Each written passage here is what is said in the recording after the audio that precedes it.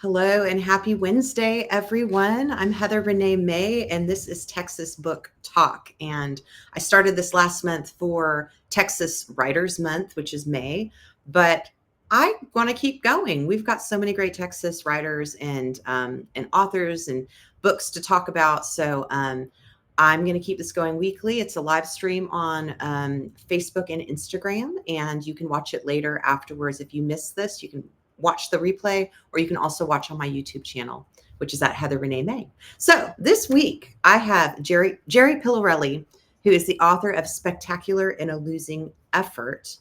And I'll show you this book cover, but this gives you an idea of his book. It's RV life with a huge, adventurous, scary twist.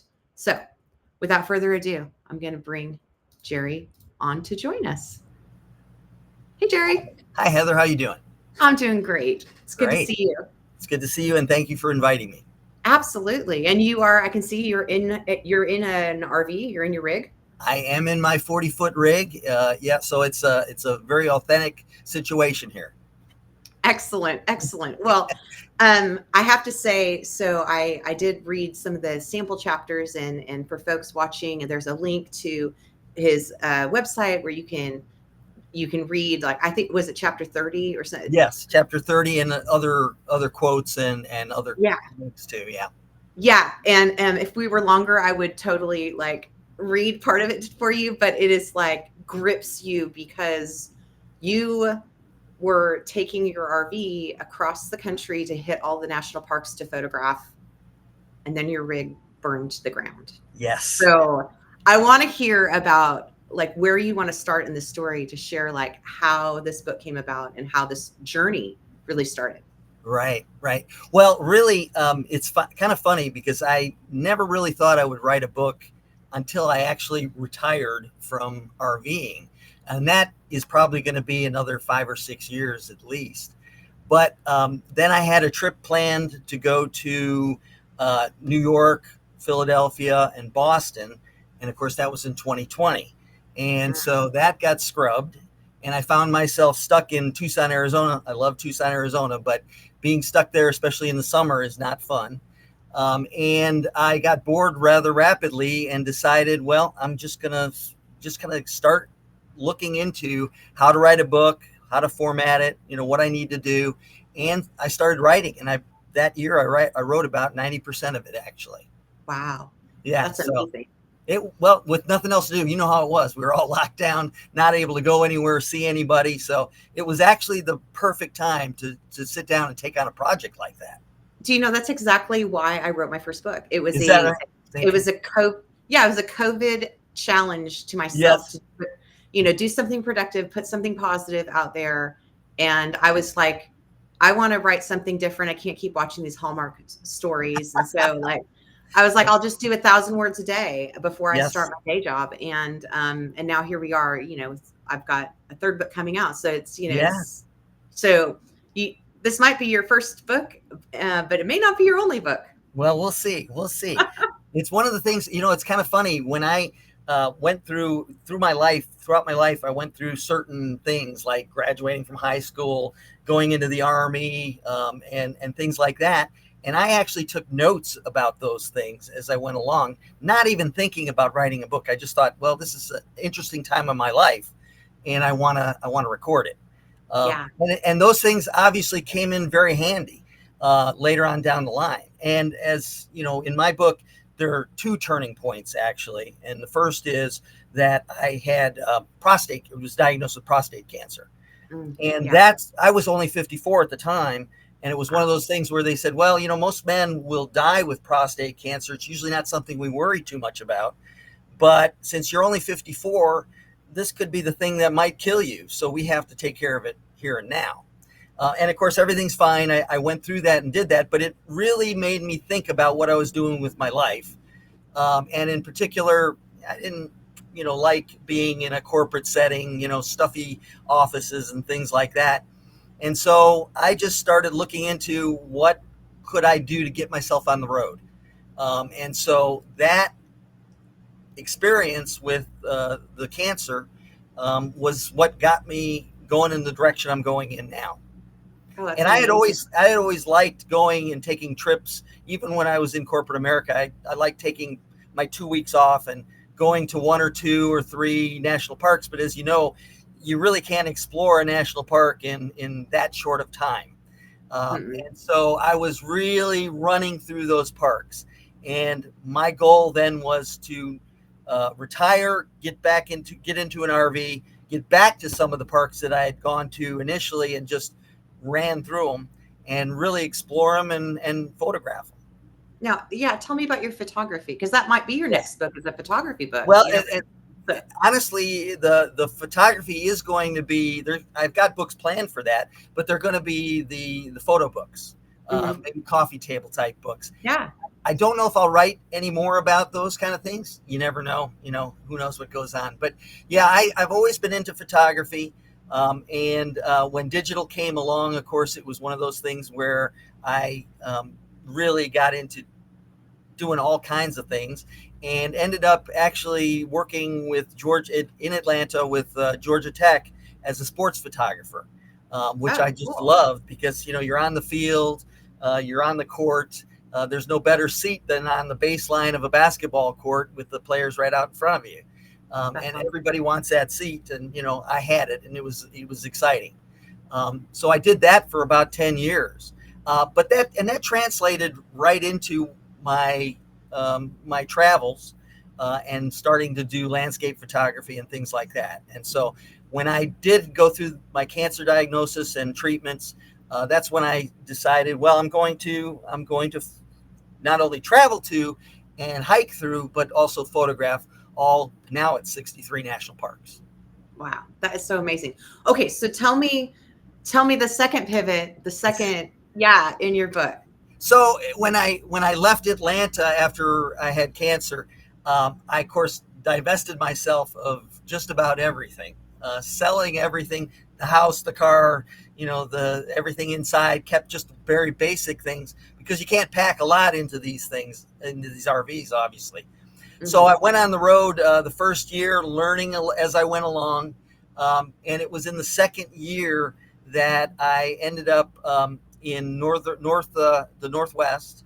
I was in the Seattle area and Okay. was heading down to Yosemite National Park, which I'd been to several times, but it's an amazing place to go. And if anybody hasn't been there, you just got to go there. It's a cathedral among national parks. It really is. Yeah, it So is. it's a long trip to go from Seattle to Yosemite. So I stopped in a little town called La Grande, Oregon.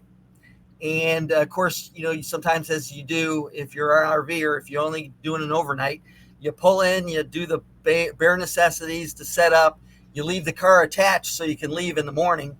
And so I just took it easy that day, went to bed, and was rudely awakened by my smoke alarm at 3 a.m. And of course, you're just so discombobulated, you just don't know what's going on. But what it turned out is my refrigerator had a short and caught fire, and so that happened at 3 o'clock in the morning. By 3:15, and that's one of the pictures that's in the book. By 3:15, it was a 40-foot RV was fully engulfed in flames. It was just gone. That is so terrifying, and It like is. every RVers, especially full timers, nightmare, myself Oh yeah, included, because like everything you own, when you downsize like this, everything you own, everything you value is with you, traveling with you. right.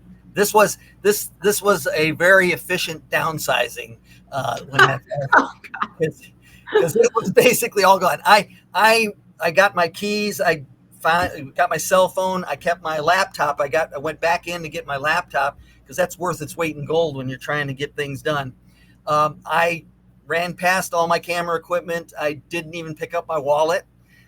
So I lost everything. And like I say, it was very efficient. And then I'm sitting there watching it burn, and somebody taps me on the shoulder and says, you might want to get your car out of there. And then I think, well, I forgot I got my car attached. So while it's burning, I have to run back and unhook the car and drive it away so that I didn't lose that also. But Oh it my, was interesting that, as we're watching it burn, you mentioned how it's a nightmare for everybody who's an RVer. While we're watching it burn, somebody asked me, well, what was it? And I explained the refrigerator. Of course, he said at that time, he said, well, there's a recall on those. And of course, where were you last night? yeah, But they also said, well, how'd you get out? And I said, the smoke alarm, and it woke me up. And that's somebody quipped, well, I guess we'll all check our smoke alarms tonight before we go back to bed. 100%. So, Yeah. but Oh my and gosh. it's true, and even I was, of course, LeGrand is a one stoplight town pretty much, Mhm. but I was in the newspaper the next day, of course, and the fire chief said it's quite possible that the smoke alarm saved his life, and Mm. newsflash, it did, because I would have. Most people in fires die of smoke inhalation and then burn afterwards. And yeah, I probably wouldn't have woke up if that smoke had gotten thicker and the alarm hadn't gone off. So it was an interesting experience, frightening but interesting. Totally frightening. I had just rented an RV for Memorial Day weekend. Was camping on the beach with my dog, and it was a Class C. Mm-hmm. And like, you have these instinct, like in the middle of the night, I smelled like fire, like, and I like woke up like and I'm sniffing the air like a dog, like just like, where's that coming from? Where's that? I'm groping through the Right, rig. Of course, it's not my rig, and I'm trying to right. figure out what's going on, and then come to find out it's like a beach fire. Oh I'm yeah, getting yeah. a whiff because it was so windy. I'm getting the smell of the beach, and I was like, okay, we're all right. But it's absolutely terrifying. Oh yeah, yeah. Yeah. Oh, and I've done that too. I've done that too. You do have post traumatic issues after Yes. something like that does come along. That's for sure. Oh It my is gosh. interesting though. I'll tell you this. When I finally decided to write my book, I thought, okay, I'll do it, like I say, when I retire from RVing. And I thought, well, the cancer and the turnaround from being in corporate America to going into an RV and divesting myself of everything would be a good hook for a book. And interestingly enough, they sent me home from the fire afterwards. They said, well, you should go into town. There's a hotel there. You can get settled there. And I went to a McDonald's, and one of the first thoughts was, well, this is going to be an even bigger hook because, surviving a fire. And then, as you read in the book, I actually had to rebuild my life so I can go on and finally get to all those national parks in the same year. Yeah. So you ended up getting another. This did not scare you away from your mission. You No, no, got no. another rig and Yeah. continued. In fact, it was interesting that um, I went from La Grande, Oregon, to Denver because I had family in Denver, and I was able to stay there for while I was looking for RVs. Also, obviously, Denver is one of the centers, the hubs for RVing, along with Tucson and Florida. There's a Hmm. lot of there's a lot of RV retailers there and things. So I went there to go look for that, and I actually found, and it's a funny story in the book too. I won't go into detail, but I actually found an RV there and signed the papers on it exactly 30 days from the day of the fire, Wow. and was That's back amazing. on my way. That So, is so amazing. and of course, it helped that I had that picture of my burning RV because I wasn't afraid to use the sympathy card to help get some service from some of those retailers. And I in love fact, the RV I'm in now is the one that I picked out in Denver, and it wasn't available. And they saw my predicament and said, "Well, it's coming available. You can take a look at it, and if you want it, we won't even try to sell it. We'll sell it to you." And Oh my so gosh. it all worked out in that respect. That is fantastic. So, so you're actually kind of right now on a little book tour, Yeah, traveling around. Um, but folks who are tuning in and watching, you can find out, you can get your copies through your website, but you're at through Amazon, through yeah. like the normal outlets. Yes, yes. Yeah, and of course my website is spectacular and a losing effort, one word.com. And you can go out there and it'll take you to obviously Amazon to get a book there. There's also some of my photographs from my national parks. The fire picture is also there. And like you said, Chapter 30 is out there. There's some quotes from the book. There's also a listing of where I'm going to be this year. So there's a That's what I was schedule. going to ask. Yeah, Yeah, if people want to meet you in person and maybe get a signed copy. absolutely, absolutely. Right, and I'm constantly adding to that as I get new gigs to do. And there's also a photo area where I have pictures with some of the others that people I've met along the way too. Oh, So that's fantastic. I yeah, love that so it's a much. lot of fun. It's a lot of fun. It's so exciting Now, that being on a book tour, getting to talk to people, getting to yes, like share your work. And I think that's one of the best parts about writing. I mean, I love the process itself, but I really love just meeting readers, sharing stories here. It's just all of that is really makes it priceless. well, and as that's the same thing with RVing in general, because it's always fun to meet people, like-minded people who are going to doing the same type thing you are. You Yeah. don't get long conversations with them very often, but every once in a while you get to sit around a fire and talk about your adventures and things like that. So it's a lot of fun. So it is. It is a lot of fun. RV life is amazing. I miss it, but I might not be missing it for too long. We'll see. So Well, that's good. So, and that I wanted to ask you too. So, I thought this would be a good time to talk real quickly about how I connected Ooh, with you. yes, And yes, that's right. it was through your book actually, Oh, because we use the same person to design our covers and we format did. our books. Christine, we'll give Christine a plug. Yes. And she actually lives in Tucson, by the way. I don't know if you knew that. Oh, yeah. I I knew didn't she know. I didn't know that at first either, but yeah, she does. she's amazing. Yeah, Yeah. she calls herself the cover whisperer. Book cover And whisperer. Yeah. and I swear I think she's designed, I mean, Oh yeah. hundreds of covers. Like and they're all unique, they're all different, but like, for mine, she really did not here. I'll show the picture of my series because she Yes. did a great job of making it streamlined where Right. each they kind of, if you stack them up on a bookshelf, the spines, they like it flows together, the colors go together. Right. it, Right. Yeah. you The know whole thing ties together. Yeah. yeah, it really makes it like look like a series. And she just I love how easy it is to work with her. Oh yeah. That I just tell her, like, I give her a description of the book and like here's some ideas that I have, and she just spins it up, and it's pretty amazing. She So is. She's very good. She helped me walk me through all the steps you have to go through to get published. In fact, what I did is I created a timeline at that time, and when I was done, I peeled out all my personal stuff and sent it back to her to give out if she wanted to. But I was going to say, yeah, that's how I found you, because I saw yeah, your book and I saw the RV on there, and I said, well, I gotta explore more, and that's how I got out to your site and things like that. So yeah, exactly. and you've got your third book coming out now, I correct? do. I do. So my series is a Texas Wine Trail series. It's kind of like part fiction, part guidebook, travel guidebook for the wine country. So you learn something. So like the first Right. book, Cactus Christmas, came out in 21, and that has 14 wineries, and you hear about all the different types of Texas wine, the varietals, the terroir. But it's a fictional, uplifting kind of Hallmark story, fictional story, fast read, very fast read. Um, Second one, Cracked His Wedding, came out in 2022 as a fast follow, continues the business of Texas winemaking and the story of the characters. But book three, it's been a little hot second. I had to take a little bit of time away.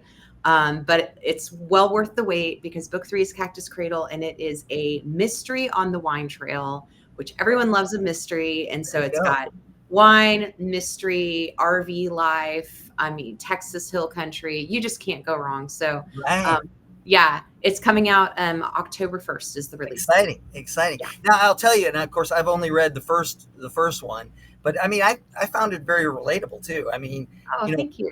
Kate goes through all these things. I've been divorced myself, so you can hear her thoughts along the way, and I mean it's thoughts that we all have had if we've been in that experience. So I Oh, mean I thought it was very relatable, and I enjoyed the book. Not only that, I was just in San Antonio not long ago, a few weeks ago, and I went to the LBJ Ranch, and which is just in that area. And yeah. because of your book, I instead of going straight back to San Antonio, I took a ride along the trail all the way to Fredericksburg, and Nice. just to take a look at some of the areas that you talked about in your book. Oh, I love that so much. Thank you Yeah, so much. That is, and thank you for reading it. yeah, I have yet to, I need to get my copy of yours so that I can read yours. But yeah, it thrills me to hear that because that book definitely a lot of my readers that resonated her story, her right, overcoming. It's like she's got to go through it herself, but so she's saving herself, but maybe she meets the good guy, kind of thing. right, right. But then the fact that people love it to go in the back and be like, okay, I want to go drink, and they would actually readers would go to these wineries. They would tell me they would show up at the wineries and be like Los Pinos. They'd Yeah, be like, I want to drink the Texican. I want to right, drink what they were drinking, and so it's kind of fun because they're real wines, real wineries, real right. people in terms of that. It's just the character's story that is fictional. So Well, and that's nice because I mean, and your books take them through that, and then they want to go and experience it. yeah, Obviously, yeah. nobody's going to want to experience my book, actually. Well, At least that's the big part. I think your book has got to be very inspiring for folks. I think a lot of people have, whether they're facing a health crisis like you went through, or just burnout, ready for retirement. They've been, doing the grind for all these years, and now they Right, want to like break free. RV life is so, appealing for folks. And then, there is so many people have on their bucket list to hit all of the national parks, which is a yep, huge, huge thing to do because there are a lot and it takes time and it's also you have to it's like a lottery trying to get an RV spot in these parks. My brother for Yosemite, my brother and I, we both have trailers. He's kind of the one who talked me into my first travel trailer. right. And so I remember clearly we were on the phone separate, he's in Washington State, I was wherever I was, maybe Texas. And I'm sitting there and I'm ready, like right when they opened up, the sites for Yosemite, and we're clicking at the same time. And he got one and I didn't. Oh no, So, yeah. and it sells out just like that. So then I ended up having to stay outside of the park and drive in every day, which is Well, like a and 45-minute drive. yeah, no, I know, and you know what? That's what I normally do anyway. There's not a lot of spaces for the 40-foot RVs in That national too. parks, so That I too. always plan to stay outside and drive in because it's just easier that way. But I That's will say, I do talk a lot about the parks, but my book really is more about my experiences, not only in the parks, but I also talk about the fact that while I was in the Army, I toured all of Europe by backpack and Eurail Pass, touring Europe. But I mean, it's the experiences. There's a lot of them are more funny than anything else. And when you talk about, learning how to RV, and I'm sure you've had these experiences too, my first 36 hours is actually a chapter in my book because of all the things that went wrong in that first 36 hours. So Oh it's quite yeah. humorous to look back on now and for anybody to read. I wasn't amused at the time, but it's fun to look back on now.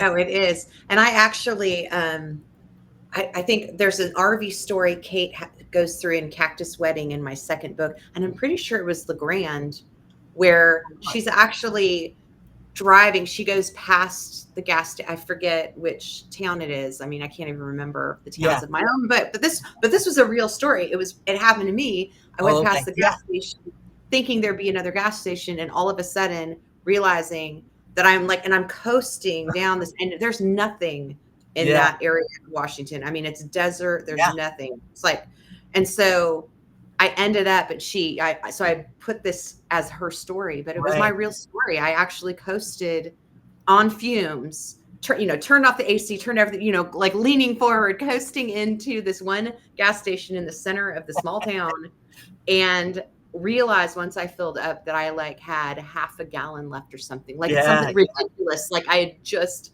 made it. So yeah, it's fun to take those. For me, I'm taking it in a fictional way. I get to, Right.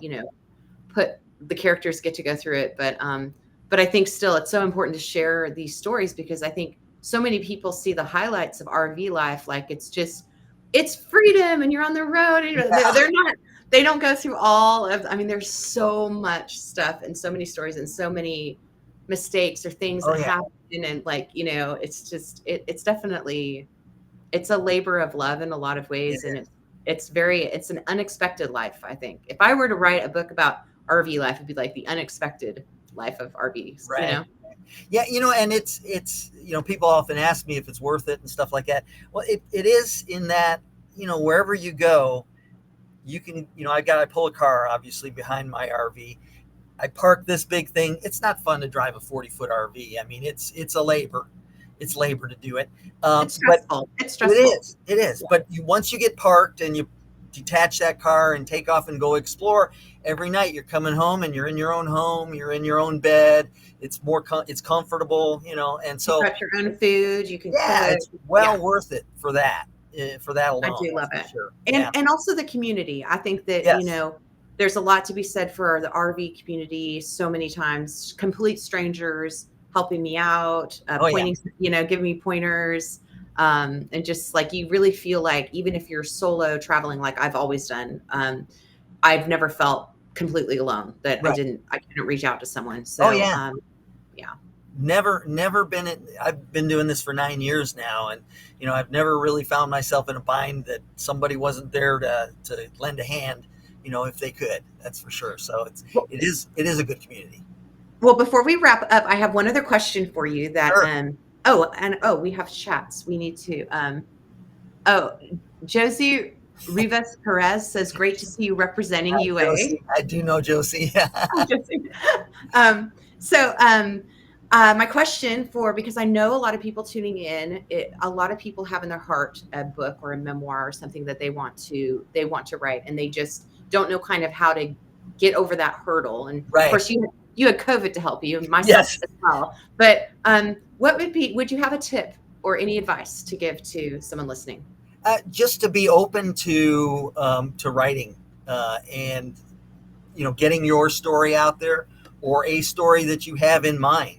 And you don't have to do it. It's not something that you may want to do right away. But think about it. Take some notes along the way of things that happen to you, or things that you want to experience, or whatever it may be.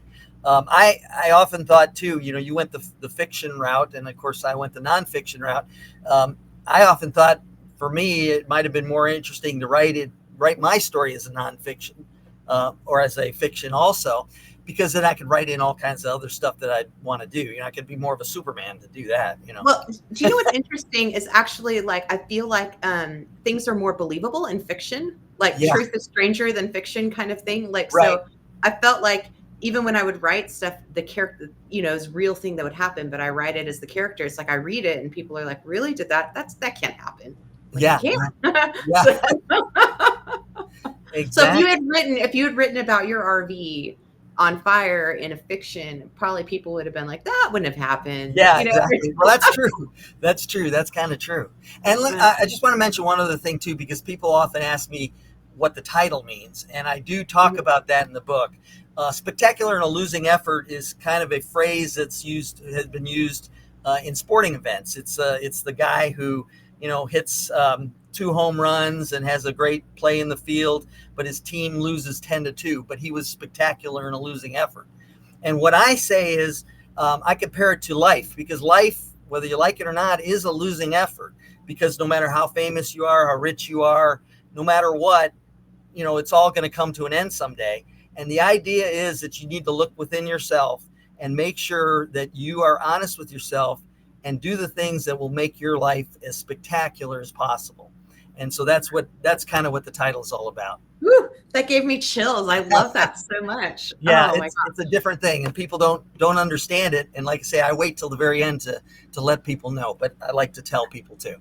I love that so much. Well, for those of you, we're going to wrap this up. Jerry, it's been so great talking to you. Very nice talking to you. Everyone tuning in or tuning in later, thank you for joining in. Please go get your copy of Jerry's book wherever, or go to his website, better yet, and find him in person and get a signed copy. And I can't wait to get mine as well so that I can read it, because it just sounds like an amazing story and just such an inspiration, really, an inspirational story. So, thank you so much for joining me. I'll be in touch with you along the way, and I wish you so much success with your book tour and traveling around. And you as well. You Thank as well. you. Keep the series going. Thank you. Thank you. I will. I will. I wasn't sure I was writing a series, but it is now. But it happened anyway. There you It go. is. It did. You It has never a life know. of You its never own. know. That's right. That's right. All right, everyone. Thank you so much for tuning in to Texas Book Talk. We'll see you again next week, Wednesdays, every Wednesday from 5:30 to 6 Central Time. You can tune in live and ask questions, or you can watch it on the restream or on my YouTube channel. Thanks again and have a great evening. Thank you.